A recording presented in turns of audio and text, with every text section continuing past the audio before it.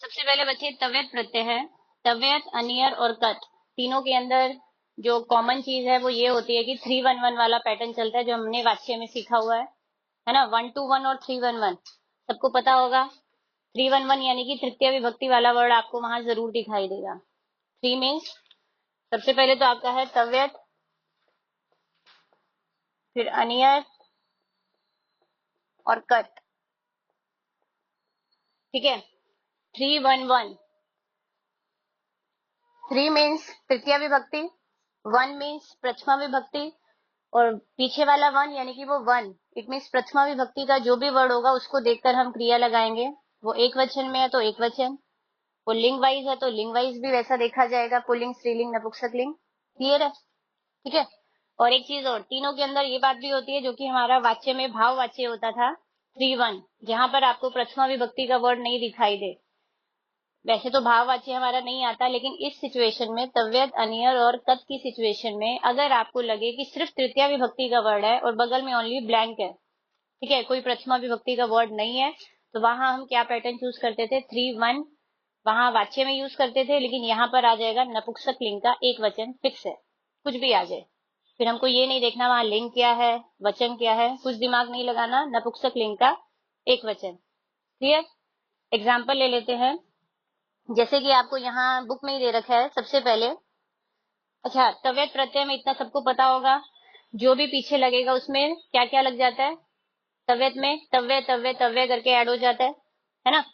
Pulling होता है तो तव्यः, और स्त्रीलिंग है तो तव्या, और नपुंसक लिंग है तो तव्यम। क्लियर?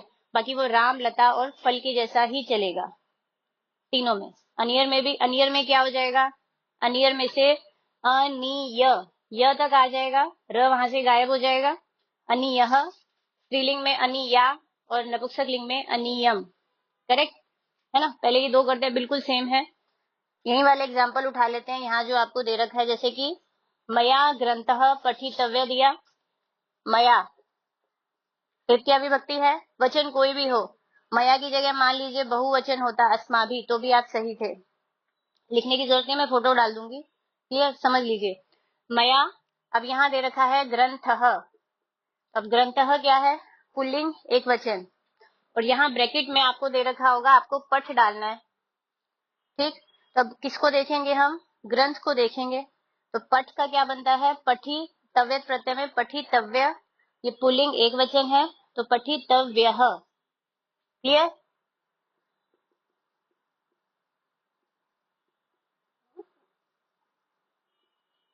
अगर इसी में ही थोड़ा सा चेंज करें, ग्रंथ की जगह मान लीजिए हम नया सेंटेंस चलो लिख देते हैं त्वया, ये भी तृतीया विभक्ति ही है। अगर यहाँ होता अस्माभि तो भी तृतीय विभक्ति है। आपको इसमें वचन से कोई लेना देना नहीं है, कुछ भी आ जाए। ठीक है। ग्रंथ की जगह हमने वर्ड ले लिया कथा। कथा हमारा क्या है? स्त्रीलिंग वर्ड है, तो क्रिया भी क्या हो जाएगी? स्त्रीलिंग। पठी तब, मैंने गलत, हाँ वही मैं कह रही हूँ,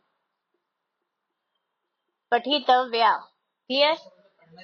पढ़ना चाहिए और पढ़ने के योग्य भी होता है, दोनों सिचुएशन में आता है, लेकिन योग्य वर्ड तब काम आता है जब वो क्रिया के फॉर्म में नहीं आता, बीच में आ जाता है, तब वो योग्य बनता है। और अगर क्रिया में आ रहा है तो इसका मतलब है चाहिए, पढ़ना चाहिए।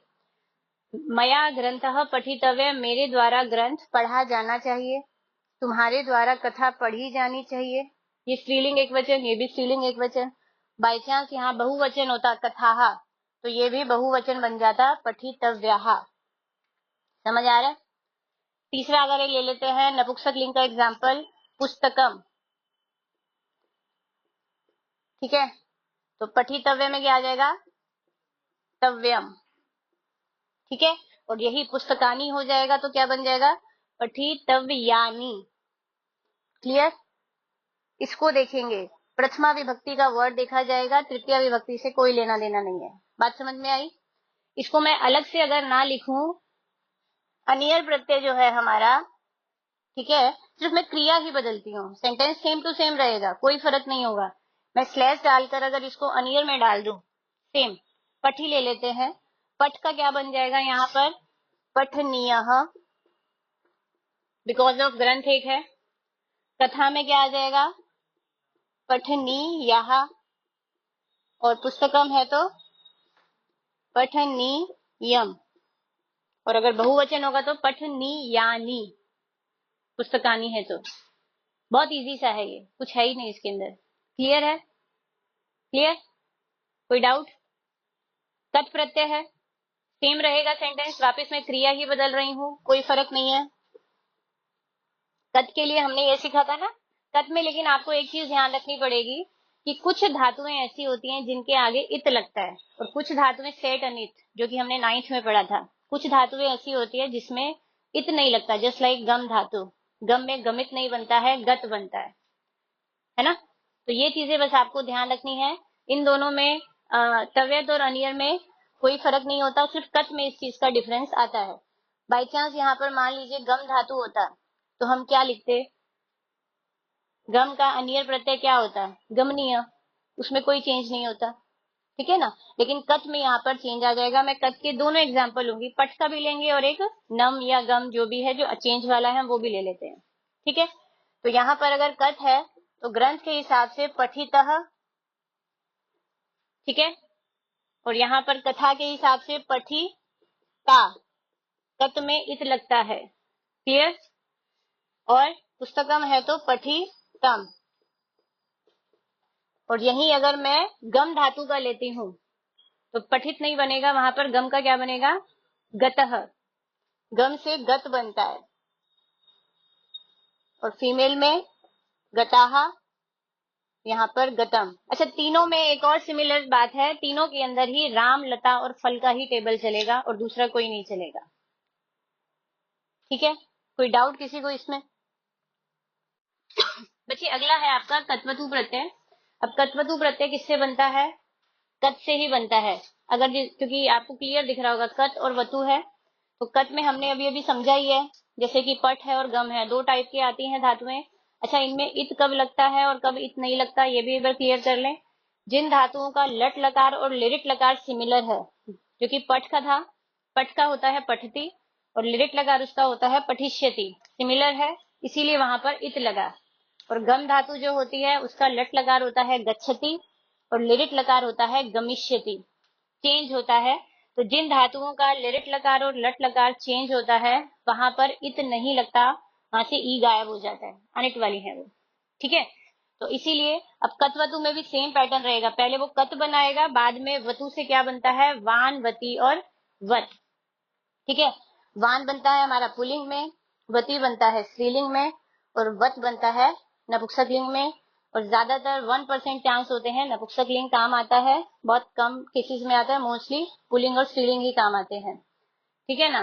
जैसे कि मैं पठ और गम दोनों का ले लेती हूँ। पहले क्या बना? पठित बना था कत से, पुल्लिंग का क्या बनेगा? पठित वान, ठीक। फिर बनेगा आपका पुल्लिंग है, स्त्रीलिंग है, नपुंसक लिंग है, तो पठित वती, क्लियर। और नपुंसक लिंग बनेगा हमारा पठित वत। अब आपको पीछे नोटिस करना है, लास्ट वर्ड खत्म किस पर हो रहा है? वान।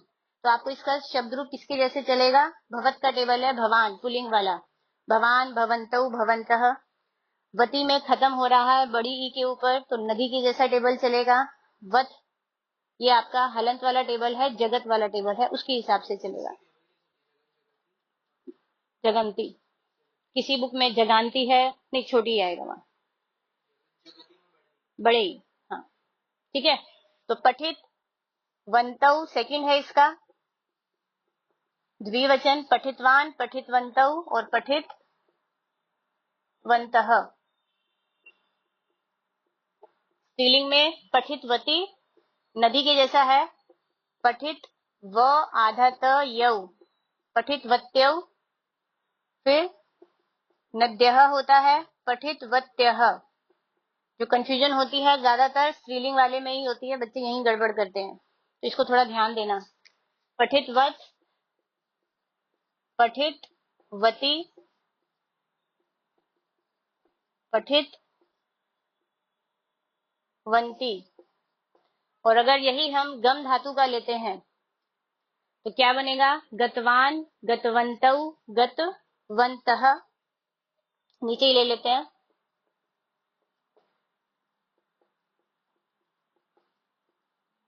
गतवन्तः। फिर है गतवती,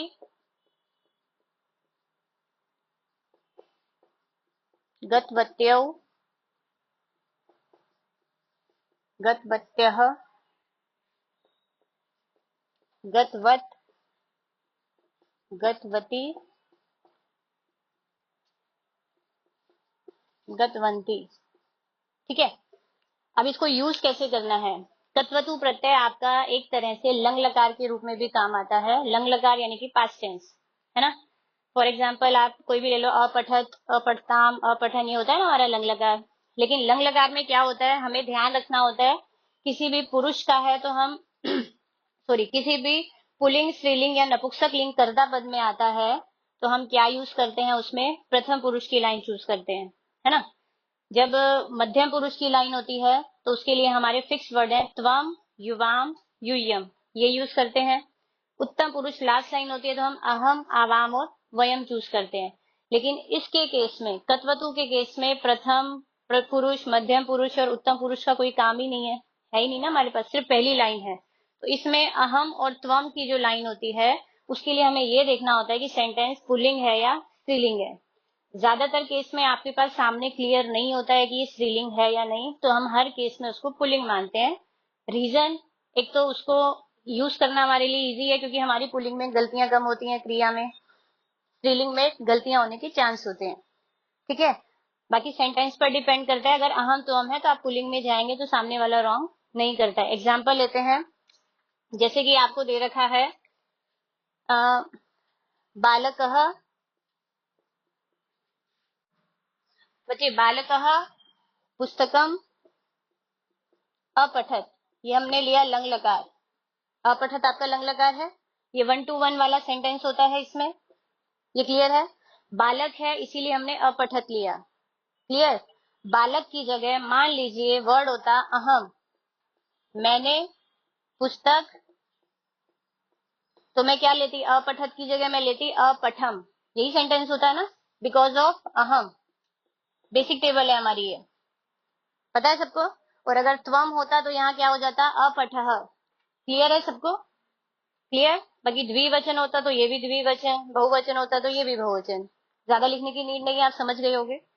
लेकिन तत्वतु प्रत्यय में क्या होगा, भले बालक आए, भले अहम आए, भले त्वम आए, आपने सिर्फ ये देखना है ये एक वचन है ना, और लिंग क्या है, बस। अगर एक वचन है और पुल्लिंग है तो हमने वान चूज करना है। अगर हमने समझा बालक की जगह बालिका है तो हम क्या चूज करेंगे, वती। नपुंसक लिंग है तो वत, हमने लिंग देखना है, ठीक है, और वचन देखना है। हमें ये नहीं देखना अहम है या त्वम है, उससे लेन देन कुछ नहीं होता है। और जहां पर भी यहाँ अहम और त्वम नजर आए तो आप कोशिश करिए पुल्लिंग में ही जाइए, मिस्टेक के चांस नहीं है। जैसे कि बालक है तो हम अपठित की जगह लिख सकते थे पठित वान, बराबर, बिकॉज बालक है। अहम है तो भी हम लिख सकते हैं पठित वान, क्लियर, ठीक है। अहम की जगह अगर त्वम है तो भी पठित वान। लेकिन अगर बालिका है, लड़की है, बालिका पुस्तकम, तो हम क्या लेते, पठित वती, क्लियर। और लेकिन अगर लंग लकार होता तो वहां पर भी अपठित ही आता, है ना। लिंग में, लंग लकार में, प्रथम पुरुष में नो चेंजेस, क्लियर, समझ में आ रहा है। स्त्रीलिंग है तो हमने स्त्रीलिंग लिया, क्लियर हो गई ये बात, कोई डाउट किसी को यहाँ। तो कत्बतु प्रत्यय जो हमारा होगा ये 1 to 1 वाला सेंटेंस होगा। इससे पहले हमने जो 3 किए हैं वो 3-1-1 वाले थे, क्लियर। कोई डाउट है इसका तो पूछिए। नेक्स्ट बच्चे हमारा है मतुब। मतुब के अंदर हमने ये पढ़ा हुआ है, ये आपने अगर 9th स्टैंडर्ड में सीखा था ना, क्षत्रिय शानच प्रत्यय। मतुब और शानच आपको सॉरी, हाँ, मतुब और शानच आपको सिमिलर लगते हैं, लेकिन दोनों में डिफरेंस क्या होता है। जो शानच प्रत्यय थे हमारे वो क्रिया के रूप में काम आते थे, उनके साथ धातुएं लगती थी। लेकिन जो मतुब प्रत्यय होता है वो शब्दों के साथ लगता है और ये एडजेक्टिव का काम करता है, जबकि शानच प्रत्यय था वो क्रिया का काम करता था। क्लियर। अब मतु प्रत्यय है हमारा, उसके अंदर आपने ये ध्यान देना होता है कि वो वर्ड खत्म कहाँ से हो रहा है। जो भी आपको वर्ड दिया हुआ है, जैसे कि इसके लिए मैं आपको बोलती हूँ, ज्यादा याद नहीं रखने, 1 या 2 वर्ड ही दिमाग में रखिए याद, उससे आपको ऐसे क्लिक कर जाएगा। अ और आ वाले जो होते हैं वो एक तरफ हैं, ठीक है। उसके अलावा जितनी भी मात्रा वाले होते हैं वो दूसरी तरफ होते हैं। क्लियर। अब अ और आ वाले कौन से हैं, जैसे कि गुण वर्ड है, गुण के लास्ट में अ है, ठीक है, और दया के पीछे आ है। क्लियर। तो मैं गुण के पीछे मतु प्रत्यय में वान वती वत लगता है या मान मति मत लगता है। अब आपने डिसाइड करना है मुझे गुण के साथ वान लगाना है या मान लगाना है। अक्सर आपने वर्ड सुना होगा, गुणवान होता है कि गुणमान होता है, गुणवान होता है। और दया में भी क्या होता है, दयावान, है ना। तो यानी कि अ और आ अगर कोई शब्द एंड हो रहा है तो उसके साथ हमने वान वती और वती लगाना है, और उसके अलावा जो भी मात्रा बच गई, ई उ ए जितने भी बच गए उन सबके साथ अब हम मान मती मत लगाना है। उसका भी एक एग्जाम्पल लेते हैं, जैसे कि हनु, हनु के लास्ट में क्या है, ऊ है। तो मैंने बोला जहां वान नहीं है वहां मान आएगा। अब हनु के पीछे क्या लग जाएगा, मान। हमारे भगवान भी हैं, हमें वैसे भी याद रहता है, हनु मान। दूसरा एक बड़ा कॉमन वर्ड है बुद्धि, बुद्धि के लास्ट में छोटी ई है तो बुद्धि मान, शक्ति मान। समझ आया दोनों में डिफरेंस।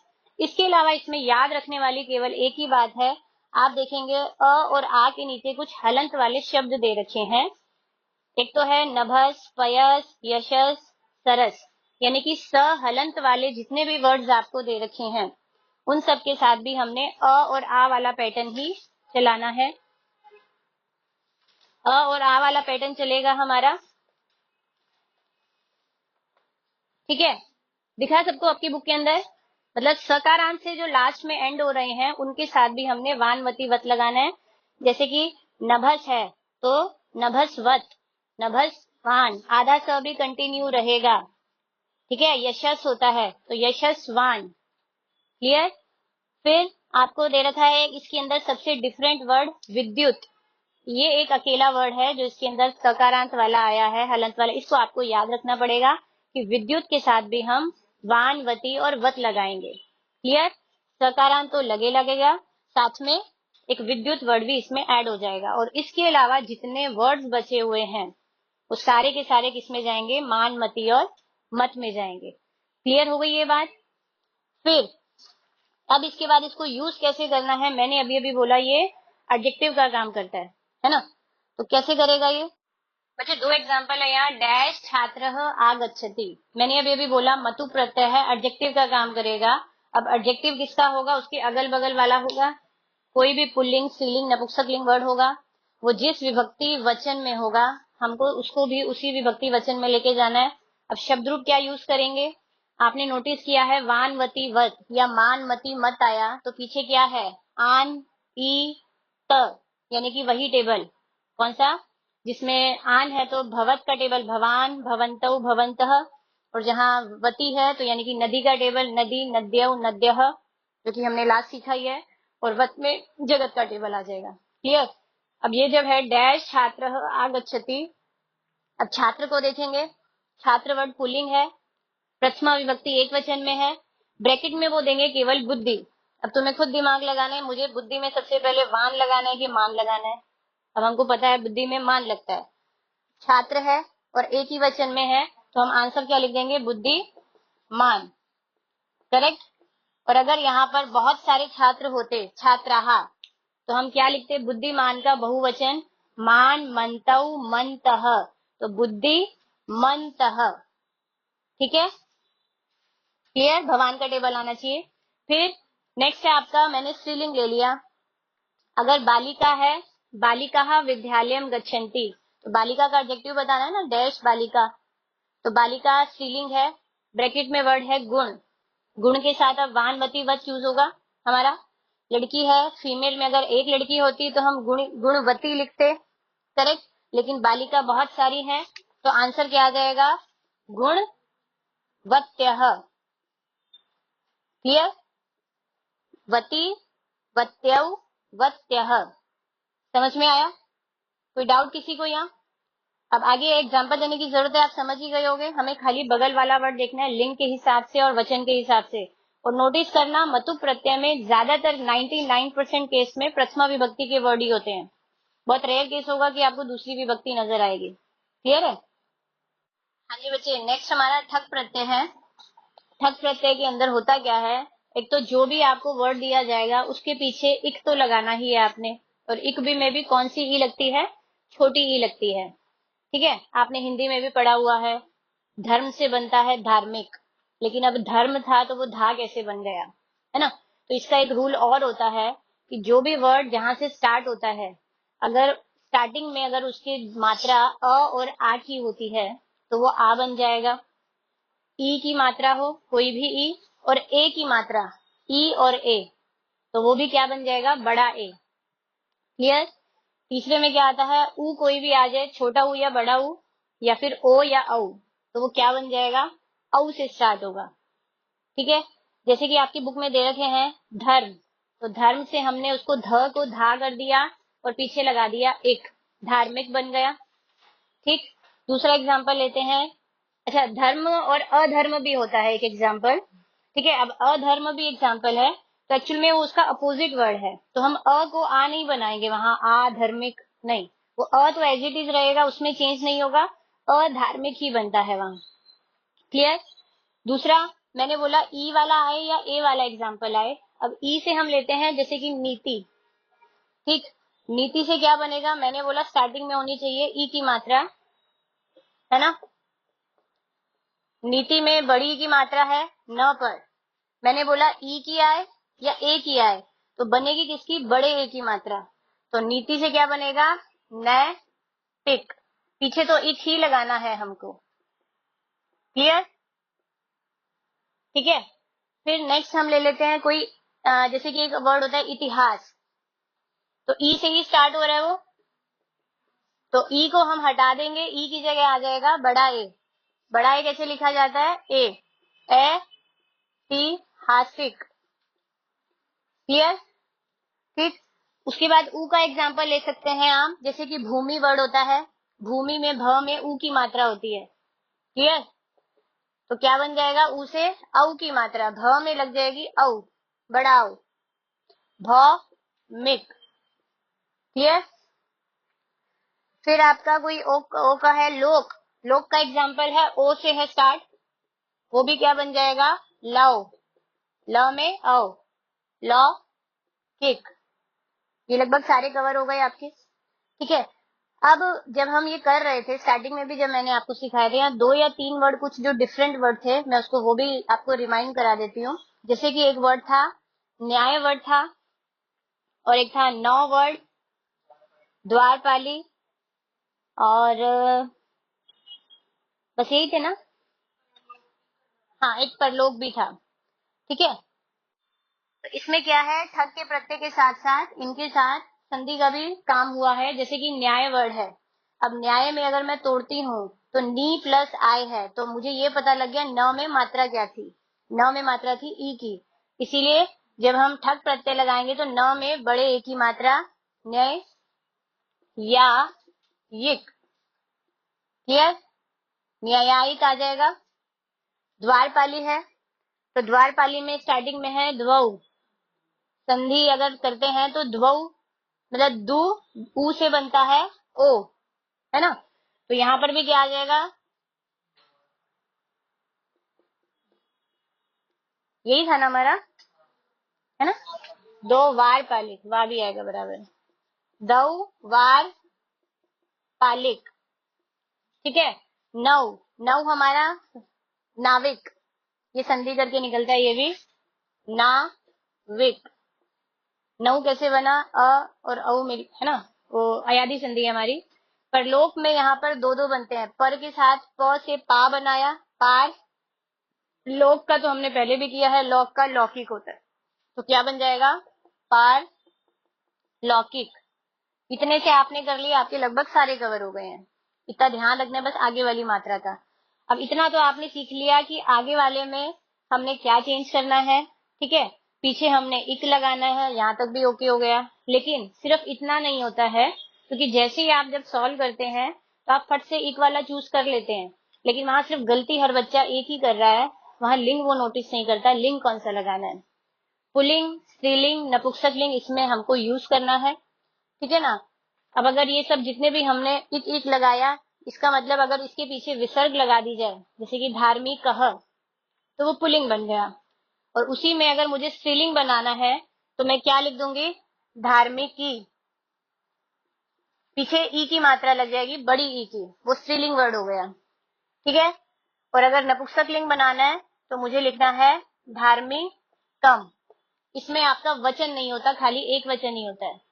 इसमें द्विवचन या बहुवचन किसी सेंटेंस में, मुझे नहीं लगता आपने इतने सारे पेपर सॉल्व किए कहीं देखा हो, सिर्फ एक वचन ही रहेगा, बस बगल वाला वर्ड आपने ध्यान देना जरूरी है, ठीक। क्योंकि जैसे अभी हमने सॉल्व किया, इसके लिए मैं एक ही वर्ड लेती हूँ वर्ष का, वो तीनों उसमें काम आ जाता है हमारा।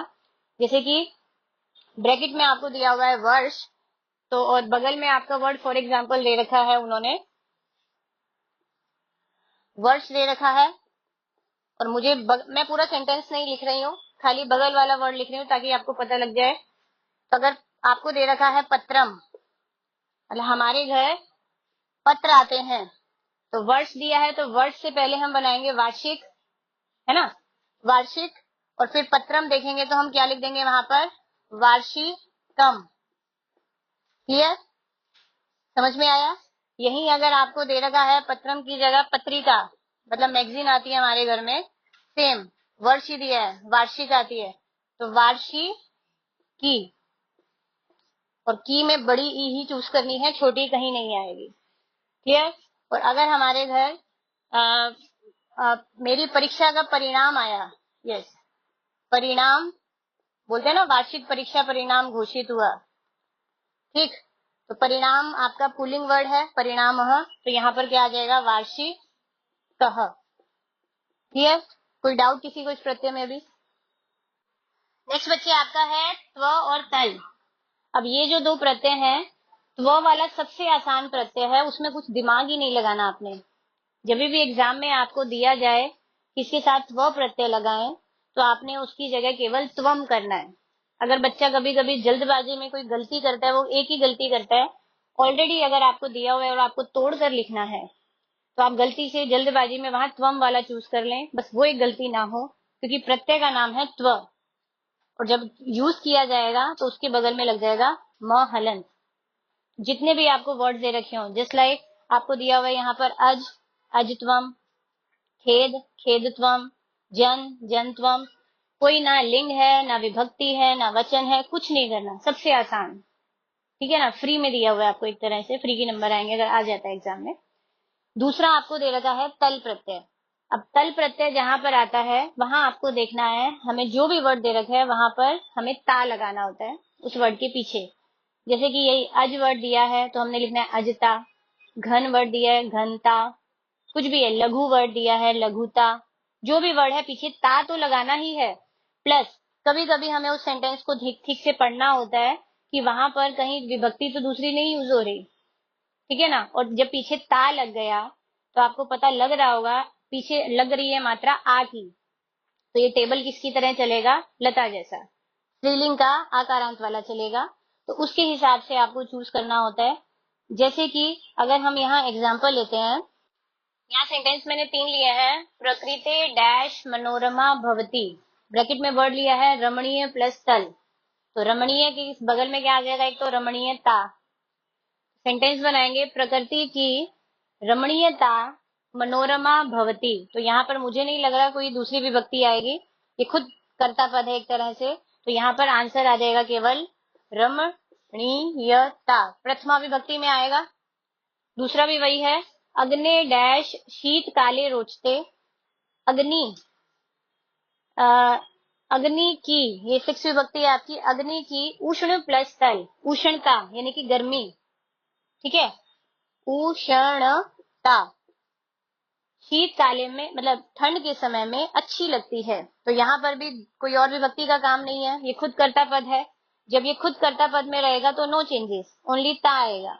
लेकिन नेक्स्ट सेंटेंस जो मैंने लिखा है इसकी ट्रांसलेशन जब हम करते हैं तो आपको यहाँ लगेगा कि सेकंड विभक्ति आएगी। प्रकृति की, सुंदर वर्ड दे रखा है सुंदर प्लस सेल, तो प्रकृति की सुंदरता को देखकर बच्चे प्रसन्न होते हैं, है ना। तो यहाँ पर बच्चे कर्ता पद है, क्रिया है, तो सुंदरता का ना तो एडजेक्टिव है बच्चों का, है ना, तो ये किस में जाएगा, सेकंड विभक्ति में। तो यहाँ पर आंसर हमारा आ जाएगा सुंदरताम, तो इसीलिए यहाँ पर मो एक्स्ट्रा ऐड हो जाएगा। तो इसीलिए कभी कभी आपको सेंटेंस पढ़ना पड़ेगा इस सिचुएशन में तल प्रत्यय में। क्लियर। इसमें ज्यादातर चांसेस यही होते हैं या प्रथमा विभक्ति मोस्टली वही आता है, या द्वितीय विभक्ति, या किसी किसी सेंटेंस में आपको फिफ्थ या सिक्स विभक्ति नजर आती है। क्लियर। कोई डाउट इसमें।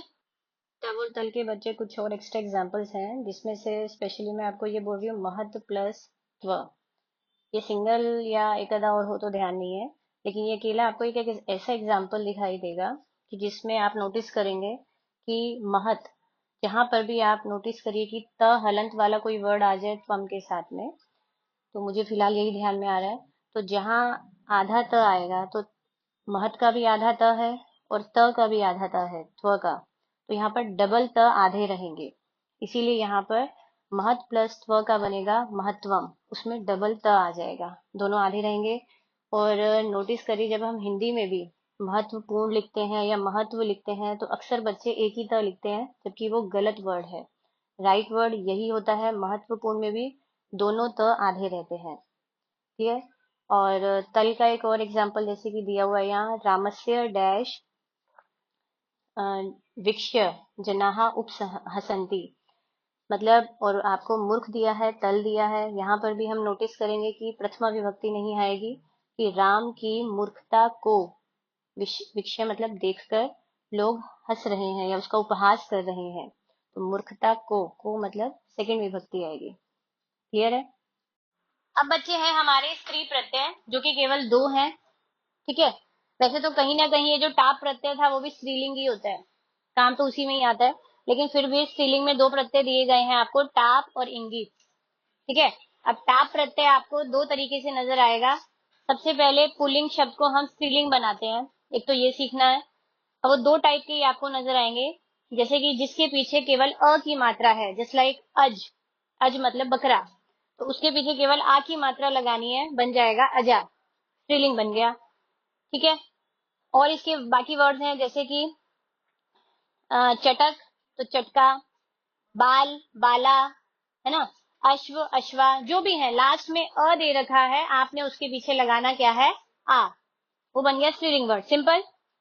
और इस चीज में भी ध्यान रखना, ये भी टाप तल प्रत्यय जैसा होगा, प्रथमा विभक्ति भी आ सकती है, द्वितीय विभक्ति भी आ सकती है, फिफ्थ और सिक्स विभक्ति भी आ सकती है, और लता वाला टेबल ही चलाना है क्योंकि पीछे क्या आ रहा है, आ। क्लियर। ठीक है। अब इसके अंदर मैंने बोला दो टाइप के होते हैं, कुछ वर्ड ऐसे होते हैं जिनके लास्ट में अक होता है, जैसे कि बालक, लास्ट में क्या है, अक प्रत्यय, है ना। तो उन वाली सिचुएशन में जब उनको हम स्त्रीलिंग बनाते हैं तो केवल हम आ की मात्रा नहीं लगाते, क्योंकि बालक से बालका नहीं बनाते हम, उसमें इका लग जाता है, ई भी ऐड हो जाता है, और वो भी सब में छोटी ई ऐड होता है। तो बालक से बालिका, गायक से गायिका, अध्यापक से अध्यापिका, है ना, समझ में आई गया सब आपको। लेकिन आपको बस एक चीज ध्यान देनी है, जो हमने पहले वाला पढ़ा जिसके लास्ट में अ था और हम आ लगा रहे थे, वहां पर दो शब्द ऐसे हैं जिनके पीछे अक आ रहा है, जो कि मैंने एक नाम बोला भी है, चटक। चटक में भी लास्ट में अक है, लेकिन वहां चटिका नहीं बनता, उसमें चटका ही बनता है, आ की मात्रा ही लगती है, इका नहीं लगता। दूसरा वर्ड है हमारा एडक, एडक में भी आ लगता है, एडिका नहीं बनता। ये दो वर्ड आपको याद रखने पड़ेंगे, उसके अलावा जितने भी अक वाले हैं सब में इका लगता है। क्लियर। बाकी वो सेंटेंस के ऊपर है, जैसे जैसे आप पढ़ेंगे आपको क्लियर हो ही जाएगा। जैसे मैंने टाप प्रत्यय अपना तल प्रत्यय आपको समझाया था कि प्रथमा विभक्ति आएगी या कौन सी आएगी, आप इजीली फिल कर पाएंगे। हाँ, एक चीज और भी ध्यान रखनी है, कभी कभी सेंटेंस ऐसा होता है उसमें हमको वचन भी चेंज करना पड़ सकता है, उसका एग्जाम्पल हम ले लेते हैं। दो एग्जाम्पल ये बच्चे मैंने, जैसे कि फर्स्ट है क्रीडा क्षेत्रे डैश कंदुकेन खेलती, क्रीडा क्षेत्र खेल के मैदान में, ब्रैकेट में मैंने वर्ड लिया है बालक प्लस चाप, तो बालक से बना बालिका। अब मैं क्रिया देखूंगी, क्रिया है खेलती, एक ही लड़की होनी चाहिए, तो मैं यहाँ लिखूंगी बालिका, करेक्ट, एक ही लड़की है। और यही अगर खेलंती होता तो यहाँ पर क्या आ जाता, बालिकाहा, बालिका को विसर्ग आ जाता। क्लियर। नेक्स्ट सेंटेंस है मंच पर, मंचे डैश गीतम अगायन। अब क्रिया किसमें है? बहुवचन में। मंच पर गायक प्लस स्टाफ है तो गायिका, तो मंच पर गायिकाओं ने गीत गाया, तो बहुत सारी गायिकाएं हैं तो इसीलिए हम यहाँ पर डालेंगे बहुवचन गायिका। समझ में आया? तो आपको वचन भी चेंज करना पड़ेगा, जरूरी नहीं है हर बार एक वचन आए, डिपेंड ऑन सेंटेंस। अगर वो करता है तो क्रिया को ही देखना, इजीली समझ में आ ही जाएगा आपको। कोई डाउट इसमें? ये जो हमारा टाप प्रत्यय है और तल प्रत्यय है, कई बार बच्चे इसको सॉल्व करते समय कंफ्यूज हो जाते हैं, क्योंकि उसमें भी ता नजर आता है, इसमें भी कहीं कहीं ता नजर आता है। तो उसको ठीक से थोड़ा पढ़ना कि वो वर्ड को अगर मैं निकालती हूँ ता को, तो वो वर्ड का मीनिंग है या नहीं है, क्योंकि वो टाप और तल ही कंफ्यूज करता है और कुछ नहीं है। तो प्रॉपर उसको देखकर करिएगा, कंफ्यूजन ना हो। हाँ जी बच्चे, इंगी प्रत्यय है आपका अभी, उसके अंदर आप इतना नोटिस करिए कि जितने भी वर्ड्स आपको दे रखे हैं आपको याद रखने पड़ेंगे कि जितने भी पुल्लिंग वर्ड हैं सब स्त्रीलिंग में कन्वर्ट हो रहे हैं और सब में बड़ी की मात्रा लगती है, इतना ध्यान रखिएगा यहाँ। और दूसरा, इन्होंने कम से कम 10-12 टाइप्स आपको दे रखे हैं, किस टाइप के आ सकते हैं। और इनको जब हम यूज करते हैं मोस्टली 99% प्रथमा विभक्ति एक वचन ही रहता है, इवन की वचन भी चेंज नहीं होता। बस ध्यान देना होता है कि मात्राओं का ही थोड़ा सा हेरफेर है। जैसे कि फर्स्ट वाला है आपका रीकारांत वाले शब्द हैं, अभिनेत्री दे रखा है, प्रोनाउंसिएशन में पुल्लिंग और स्त्रीलिंग का दोनों का सेम है। अभिनेत्री जो पुल्लिंग वर्ड है वो त के नीचे री की मात्रा है, और जबकि हम स्त्रीलिंग में चेंज करते हैं तो वो त्र में बड़ी की मात्रा आ जाती है, लेकिन प्रोनाउंसिएशन दोनों का सिमिलर है। आपको बस ये ध्यान देना है कि उसको चेंज कैसे किया जाता है। तो जितने भी रिकारांत वाले हैं उन सब में हमें त्र यूज करना है और बड़ी लगानी है। क्लियर? सेकंड नंबर पर आपको नकारांत दे रखा है। नकारात्मक मतलब क्या होता है? जिनके लास्ट में न हलंत वाले आ जाएं। ठीक है, कुछ नहीं करना, खाली न हलंत को हटाना है, बड़ी की मात्रा लगानी है। जैसे कि कामिन है तो कामिनी, तपस्विन है तो तपस्विनी। क्लियर? तीसरा आपका है प्रथम वय वाचक। वय का मतलब होता है उम्र, एज। तो यहाँ पर एज वाले दे रखे हैं, जैसे कि कुमार, कोई भी बच्चा जैसे 12 साल का होता है उसको कुमार कहा जाता है, तो इसलिए एज वाले नाम है। तो कुमार को लिखा गया कुमारी। किशोर अवस्था बोलते हैं, है ना, जवान हुआ है बच्चा, तो किशोर का किशोरी। ये सब एज वाले दे रखे हैं, लेकिन ठीक नोट दिया हुआ है नीचे कि वृद्ध अवस्था वाले, जैसे कि वृद्ध, वृद्ध भी एक एज होती है ना, बूढ़ा, उसके साथ हम वृद्धि नहीं लिखते, बूढ़ी औरत को वृद्धि नहीं लिखा जाता, उस केस में वृद्धा लिखा जाता है, आ लगाया जाता है। और ये मतलब कि अलग है, इनको आपको याद रखना पड़ेगा। इनके अंदर इंगी प्रत्यय की जगह टाप प्रत्यय यूज होता है, मतलब आ की मात्रा। और दूसरा आपको जो दे रखा है स्थविर, उसका मतलब भी बूढ़ा ही होता है, तो उसमें भी हमने आ की मात्रा ही लगाई है, ई नहीं लगाया। क्लियर? ये दो आपको याद रखने पड़ेंगे। चौथे नंबर पर आता है इस्यून, मतलब कि इसमें लास्ट में आपको स हलंत वाले दे रखे हैं, बस इतना ध्यान रखिए। उनमें भी आपने क्या करना है, केवल बड़ी की मात्रा लगानी है, हलंत को हटा देना है। पांचवा मतुप और छठा है वतुप। ये आपने अभी अभी मतु प्रत्यय सीखा मुझसे, है ना, तो मतुप आ जाए या वतुप आ जाए, इसमें आपने क्या ध्यान देना है। हमने जब प्रत्यय सीखा तो उसमें हम सीख रहे थे कि मान मति मत या वान वती वत, करेक्ट है ना। पुल्लिंग वर्ड वान होता था या मान होता था, लेकिन एग्जाम में जब ये वाले वर्ड्स आपको आएंगे तो पुल्लिंग वर्ड लिखा हुआ नहीं आएगा, आपको नपुंसक लिंग यानी कि उसका मूल शब्द लिखा आएगा। जितने भी नपुंसक लिंग वाले वर्ड्स होते हैं वही मूल शब्द के होते हैं। ठीक, तो यहाँ आपको वत या मत लिखा आएगा। ठीक है, तो जैसे कि कीर्ति मत है तो कीर्ति मती। आप ये मत सोचना कि कीर्ति मत तो नपुंसक लिंग है, पुल्लिंग तो है नहीं, यहाँ मूल शब्द है सारे। क्लियर है? तो और नीचे वतुप वाले में जितने भी वत वाले थे, कलावत है तो कलावती, गुणवत है तो गुणवती। क्लियर? ये तो हमने वैसे भी सीख लिया। 7th नंबर पर आपको आता है जितने भी लास्ट में वस वाले वर्ड हैं, दो ही वर्ड है यहाँ पर, विध्वस और जगमीवस। ये थोड़े से डिफरेंट है, ये याद रखने वाले हैं, स्टार कर लीजिए इनको। विध्वस से बना, विध्वस का मतलब है विद्वान। जब हम शब्द रूप करते हैं तो विद्वान से स्टार्ट करते हैं, पुल्लिंग के लिए वर्ड क्या है, विद्वान। लेकिन मूल शब्द जब हम शब्द रूप लर्न करते हैं तो टीचर बोलेगी विध्वस का टेबल लर्न करके आना, उसका मूल शब्द क्या है? विद्वस। समझ में आया? इसीलिए आपको विद्वान का नहीं वर्ड दिया जाएगा, विद्वस दिया जाएगा। आपने उसको चेंज करके क्या करना है? विदुषी। सेम, जगमी वस है तो जगमुषी। 8 है हमारा क्षत्रिय प्रत्यय, जो कि हमने 9th स्टैंडर्ड में सीखा था। इसमें भी हमने सीखा था पुल्लिंग में होता है, इसमें एक क्रिया यूज होती है, जैसे कि पठन, है ना। पठन पुल्लिंग होता था, पठंती स्त्रीलिंग होता था, और पठत नपुंसकलिंग होता था। और मैंने अभी भी क्या बोला? आपको मूल शब्द आएंगे और मूल शब्द सारे नपुंसकलिंग वाले होते हैं। तो यहाँ आपको क्या दिखेगा? त हलंत, तथ्यत, पठत, और उसका स्त्रीलिंग जब बनाएंगे तो वो बनता क्या है? अंति। और ये वाला अंति जो होता है बड़ी की मात्रा वाला होता है, छोटी नहीं होता है। ठीक है, पठंती। और पठंती आपका एक वचन है, बहुवचन नहीं है। इसको जब हम चेंज करते हैं ना बहुवचन में, तो हमारे लिए वो बड़ा कॉम्प्लिकेटेड बन जाता है वर्ड। तो वो बच्चे, हाँ, आधा न भी रहेगा, जैसे कि पठंती है। यस, पठंती ये आपका एक वचन है, तो मुझे इसको अगर बहुवचन लिखना है तो प ठ आधा न तो रहेगा, त भी आधा हो जाएगा, ई की मात्रा की जगह य आ जाएगा, य विसर्ग, पठंत्यः। ये कंफ्यूज करता है, इस चीज में ध्यान दीजिएगा। क्लियर? समझ में आया? जितने भी धातु रूप के साथ त हलंत वाले वर्ड्स आ जाएं तो वो क्या बनता है? अंति। क्लियर? 9th नंबर पर आपके उकारांत वाले वर्ड्स हैं, लास्ट में गुरु, लघु, इन सब में कॉमन चलेगा एक ही बात, लघवी, गुरवी, यानी कि ऊ की मात्रा जिसके साथ होती है वो वर्ड आधा हो जाता है, लेटर आधा हो जाएगा, और क्या बन जाएगा? व में बड़ी की मात्रा एक्स्ट्रा ऐड हो जाएगी। ठीक है, फिर नेक्स्ट है आपका पति बोधक और पत्नी बोधक वाले वर्ड, यानी कि जो हस्बैंड वाइफ के लिए जनरली यूज होते हैं। गोप का गोपी, मतलब गोप हस्बैंड को कहे जाएगा, उसकी वाइफ को हम गोपी बोल देते हैं। नापित यानी कि नाई, और वही बाल काटने वाली अगर लेडी हो गई तो नापिती। ठीक है ना। ब्राह्मण का ब्राह्मणी, शूद्र का शूद्री। क्लियर?